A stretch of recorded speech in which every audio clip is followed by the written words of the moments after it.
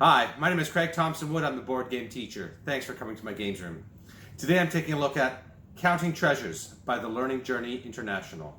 So before I go into the report card for this game, I want to just be clear that this is a game meant for very young children. Like the game says it's for 3 and up. So if you're looking at the extended version on how it's played too, you'll see more of that.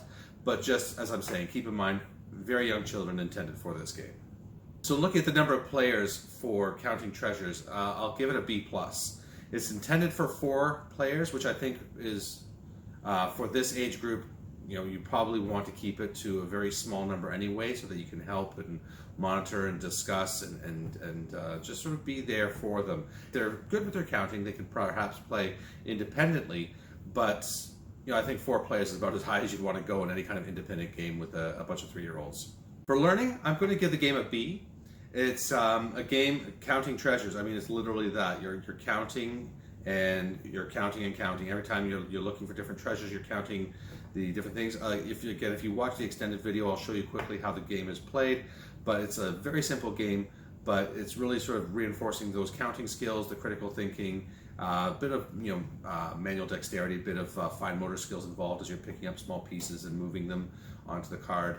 But overall, the main skill that you're learning here is just practicing those counting of the numbers, counting the objects, and matching numbers with the objects on the boards. For fun, I'm going to give the game a B. I think the game is fun for what it is. I mean, for playing with very young children. To be honest, I haven't played the game because I don't know of any kids at that age range right now that I could be playing the game with. But it's something I'm holding on to because I have a granddaughter who is 2 years old now. So she's approaching that age, and I imagine it won't be long before we can play a game like this together. But from what I see, it looks like a fun game, so I will give it the B. For time, I'm going to give the game an A. I think the game it's again, one of those games that's super simple to set up, it's super simple to clean up, and it's going to be very quick to play. And it's one of those games you can really kind of play really as long as you want to.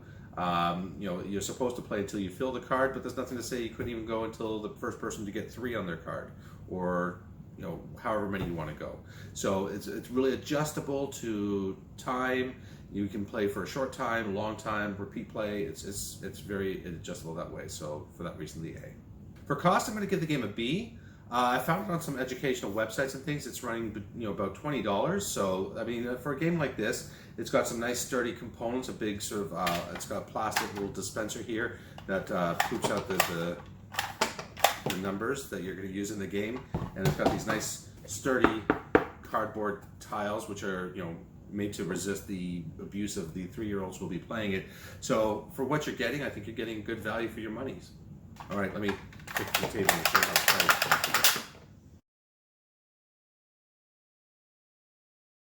All right, so in Counting Treasures, what's going to happen every turn is that somebody's going to pop out a number tile here, and actually they should be coming out number side up. I put them in wrong. But so it's a number 4.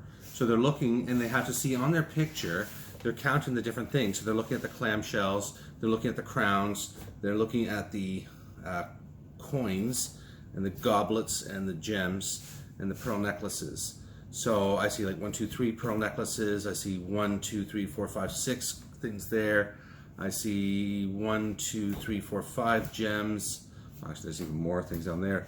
1, 2, 3, 4. There, I've got 4 goblets. So I would grab the 4 and put it on my thing there. Now, other people are going to have different boards as well. There's 4 different boards for the 4 different players, and you're going to be looking at each of the boards, and each board may or may not have the numbers that they need for the different things, and then you go to the next one.